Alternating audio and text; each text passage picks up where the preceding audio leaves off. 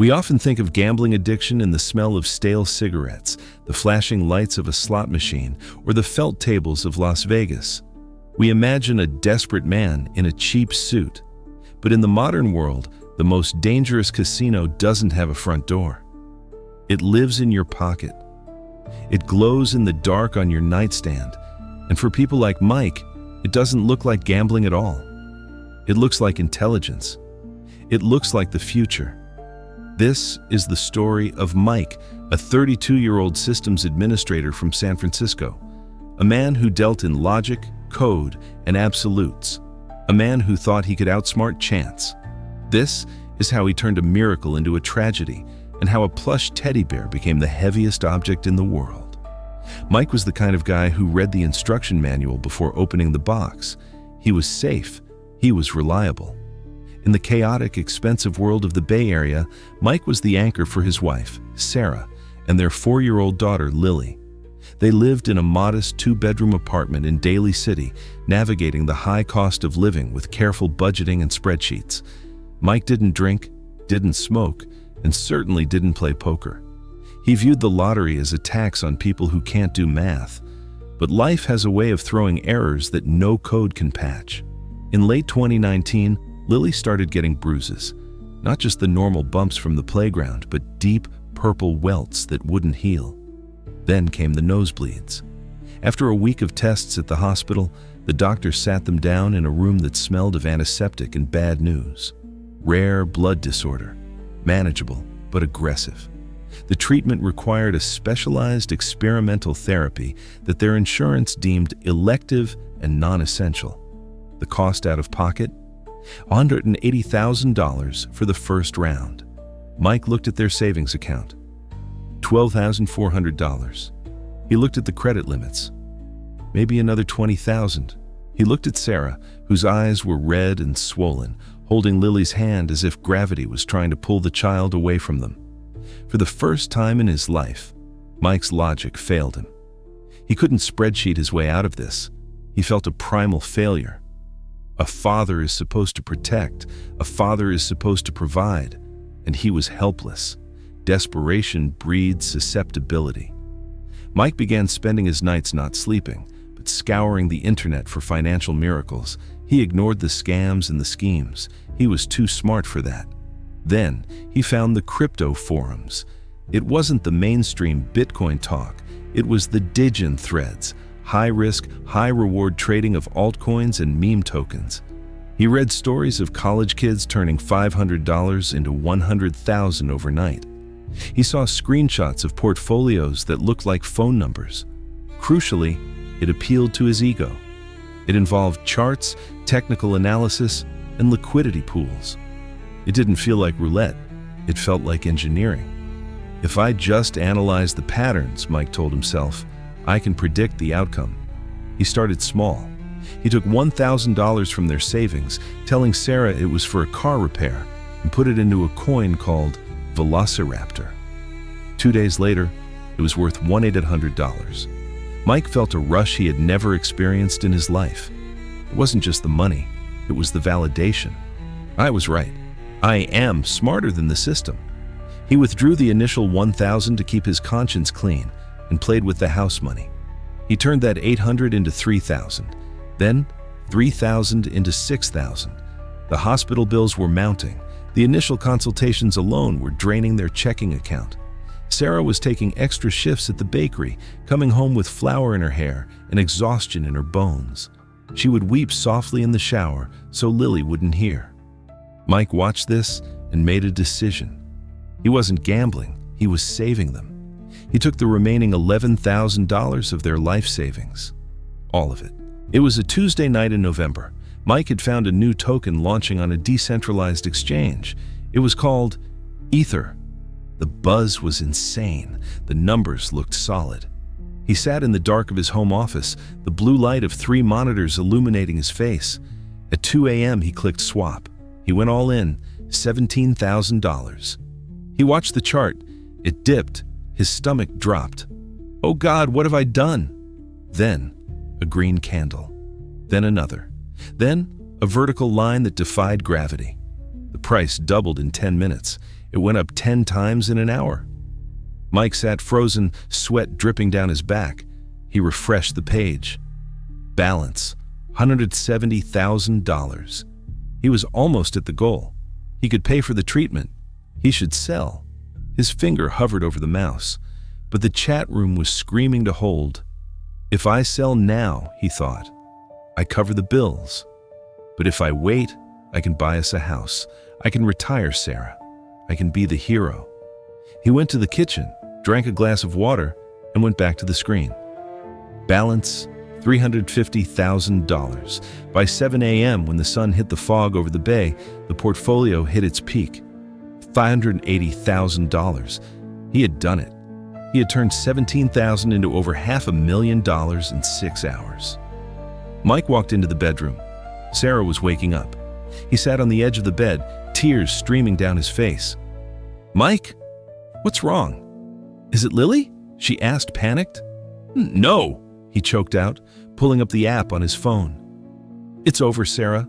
The struggle. It's over. Look, he showed her the number. She didn't understand at first. When he explained, she screamed, not a scream of fear, but of pure, unadulterated relief. They hugged for 10 minutes, sobbing. They woke Lily up just to hold her. Cash it out, Sarah said, wiping her eyes. Transfer it to the bank right now, Mike. Let's call the hospital. I will, Mike said. I just need to wait for the fees to drop. It'll take an hour. Go make breakfast. We're celebrating. This is the moment where the story should have ended, a happy ending. But the brain of a gambler doesn't work like the brain of a normal person. The win didn't satisfy Mike. It rewired him. When Sarah went to the kitchen, Mike went back to the office. The chart had dipped slightly. Balance, $540,000. I lost 40 grand in 20 minutes, he thought. I can't sell now. I'm down 40 grand. He felt he was owed that peak number. He decided to wait until it went back to 580,000, just a little bump. But the chart kept bleeding, 500,000, 450,000. Sarah knocked on the door. Mike, did you do it? The hospital billing department opens in 10 minutes. Yeah, almost, he lied. His voice was steady, calm, the voice of a sysadmin fixing a server. The network is congested, it's pending. He couldn't tell her he had lost $130,000 of their miracle. He had to fix it first. He noticed a pattern on the chart. It looked like it would bounce back hard. I just need to buy a little more at this low price, he thought. But he had no more money. Except he had access. As a senior sysadmin for a tech firm, Mike had administrative access to the company's expense accounts. He didn't steal money directly. That would be theft.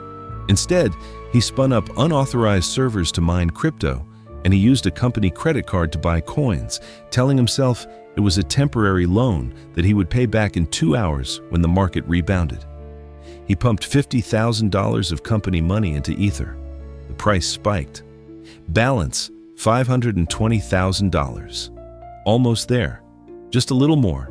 Then, the developer of the Ether token sold his entire wallet. It's called a rug pull. In the crypto world, it's an execution. In a span of 3 seconds, the time it took Mike to blink, a massive red candle wiped out everything. The chart went to zero. Literally zero. Mike stared at the screen. The number 520,000 was gone. It was replaced by $42.16. He didn't scream. He didn't cry. He just felt a coldness spread from his chest to his fingertips. He clicked refresh. $42. Refresh. $42, Sarah called from the kitchen. Mike, pancakes are ready. Come on, rich man. Mike didn't leave the office. He told Sarah there was a banking error and the funds were frozen for 48 hours. He lied with a terrifying ease.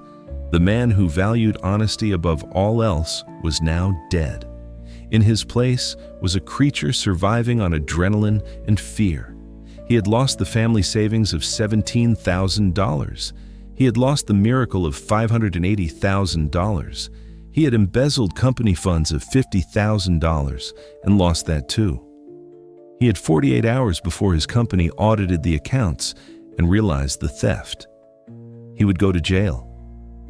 Lily wouldn't get her treatment. Sarah would be destitute. He needed a miracle. He needed to trade his way out of the hole, but he had no capital. He sold his watch, $500, lost it in an hour on online blackjack. He took out payday loans online using Sarah's social security number, $4,000, lost it on sports betting. He was spiraling. His eyes were sunken, his skin pale. He snapped at Lily when she asked him to play. He stopped eating. 2 days passed. The company hadn't called yet. It was the weekend. He had until Monday morning. Saturday afternoon, the doorbell rang. It was Sarah's mother, Martha. Martha was a sweet, old-fashioned woman. She knew about Lily's diagnosis. She came in with a heavy suitcase and a determined look. They sat in the living room. Martha placed a thick envelope on the coffee table. "I sold the house, Sarah," Martha said softly. "I'm moving into a condo. This is the equity. It's $120,000. It's cash because I don't trust the banks with wire transfers on weekends." She opened the envelope. Stacks of $100 bills. "This is for Lily," Martha said. "Take it." Mike stared at the money. It wasn't money to him anymore. It was ammunition. With $120,000, I can make the $50K back for the company so I don't go to jail. And I can make the rest back for Lily. I just need one good trade. Just one. Sarah was crying, hugging her mother. "Mom, we have money coming. Mike made a huge investment." "Keep this anyway," Martha insisted, "for recovery, for college." Sarah took the money. She didn't put it in the bank. She was superstitious. She went into Lily's room. Mike watched her through the crack in the door. Lily had a giant vintage teddy bear named Mr. Barnaby. It had a zipper in the back. Sarah carefully placed the envelope of cash inside the bear, zipped it up, and placed it on the high shelf. "We'll deposit it Monday," Sarah whispered to the bear. "Keep it safe." Saturday night. 3 a.m. The house was silent. Mike stood in the doorway of his daughter's bedroom. The moonlight hit the shelves. Mr. Barnaby sat there, smiling his stitched smile. Mike's hands were shaking. "I'm not stealing," he told himself. "I'm borrowing. I'll put it back by morning. The Asian markets are opening. Volatility is high. I just need to double it. Just once." He crept into the room. The floorboards creaked. He froze. Lily turned over in her sleep. She looked so small, so fragile. The bruises on her arms were visible in the moonlight. "I'm doing this for you," he thought. The ultimate lie. He reached up and took the bear. It was heavy. He carried it to the garage. He didn't want the sound of the zipper to wake anyone. He tried to unzip it, but the old zipper was stuck. It wouldn't budge. He needed the money now. The market was moving. He could see the chart on his phone in his other hand. He grabbed a box cutter from his tool bench. He looked at the bear, his daughter's favorite toy, the one she hugged when the chemo made her sick. He slashed the bear open. Stuffing exploded onto the garage floor like white guts. He dug his hands in, frantic, ripping out the polyester filling until he felt the paper. He pulled out the envelope. He ran back to his office. He deposited the cash into a Bitcoin ATM machine at a 24-hour gas station down the street, then transferred it to his trading account. He had $120,000. He leveraged it 100 times on a sure-thing short position against Bitcoin. He bet that the price would drop. At 5:30 a.m., a famous billionaire tweeted a meme about Bitcoin. The price skyrocketed. Mike was liquidated in 8 seconds. All of it. Martha's house, Lily's safety, the company's money. Gone. Mike walked back into the garage. The sun was coming up. The garage floor was covered in white fluff. The mutilated corpse of Mr. Barnaby lay on the concrete, his stitched smile twisted, a gaping hole in his stomach. Mike sat down amidst the stuffing. He picked up the bear. He tried to push the stuffing back in. He tried to tape the cut shut, but his hands were shaking too hard. It looked like a crime scene. The door to the garage opened. It was Sarah. She was holding a cup of coffee. "Mike? What are you doing out here?" She stopped. She looked at the white fluff. She looked at the knife on the floor. She looked at the bear in Mike's hands. And then She looked at his face. There was no anger in her eyes initially, just a confusion that slowly, horrifically morphed into realization. She walked over to the shelf where the bear used to be. Empty. She looked back at Mike. "Where is it?" she whispered. Mike couldn't speak. He just squeezed the empty bear. "Mike," she said, her voice cracking. "That was for her surgery." "Where's the money?" "I tried to fix it," Mike croaked. "The company, the audit, I had to." Sarah didn't scream this time. She collapsed. She fell to her knees in the garage, right into the pile of teddy bear stuffing, and let out a sound that Mike would hear for the rest of his life. It was the sound of a mother realizing her predator was in the house. Mike didn't go to prison for the embezzlement. The company fired him and sued him, garnishing his wages for the next 40 years, but they avoided a public scandal. Sarah left that morning. She took Lily. Martha paid for the surgery by taking out a high-interest loan and starting a fundraising campaign that went viral because of the horror of the story. Lily survived. She is 7 now. Mike lives in a studio apartment in Oakland. He drives for food delivery services. He isn't allowed to see Lily unsupervised. He sees her twice a month at a park with a social worker present. He owns nothing, no computer, no smartphone. He uses a flip phone. But sometimes, when he passes an electronics store and sees a crypto ticker on a TV screen, he stops. He freezes. He feels that itch. That voice that says, "The pattern is forming. You can win it back." Then, he looks down at his keychain. Attached to the cheap metal ring is a small, dirty piece of polyester fabric, a scrap of golden fur he kept from the garage floor. He rubs it between his thumb and finger. It's his anchor.